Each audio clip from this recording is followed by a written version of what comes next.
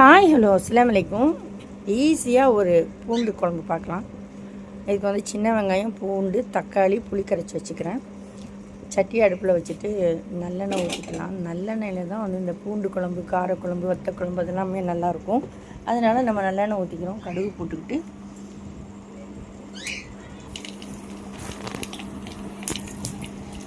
வெந்தயம் போட்டுட்டு கருவேப்பிலை போட்டுட்டு இப்போ வந்து பூண்டையும் கொட்டியாச்சு. பூண்டு கொஞ்சம் வதங்கட்டும்.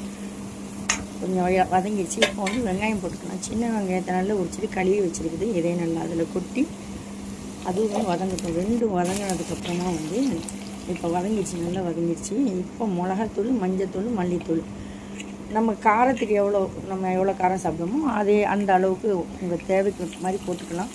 நான் 2 ஸ்பூன் மிளகாத்தூள் போட்டேன், 1 ஸ்பூன் வந்து மல்லித்தூள், அரை ஸ்பூனு மஞ்சத்தூள், தேவைக்கேற்ப உப்பு வச்சுருக்குது. அது கொஞ்சம் வதங்கிட்டோன்னா தக்காளியும் கொட்டி வச்சு தக்காளியும் கொட்டி நல்லா சிம்மில் வைங்க. சிம்மில் வச்சு நல்லா வதக்கி குத்தி விட்டுக்கணும். நல்லா வதங்கிட்டோன்னே இப்போ புளி தண்ணி ஊற்றணும். புளி தண்ணி ஊற்றிட்டு நல்லா வதங்கணும். கூட கொஞ்சம் தண்ணி ஊற்றிக்கணும். நல்லா வதங்கி வந்துடுச்சு. இப்போ வந்து நம்ம வேறு சட்டியில் மாற்றிக்கிட்டேன். இப்போ ரொம்ப சூப்பராக இருக்கும். உங்களுக்கு பிடிச்சிருந்ததுன்னா லைக் பண்ணுங்கள், ஷேர் பண்ணுங்கள், சப்ஸ்கிரைப் பண்ணுங்கள்.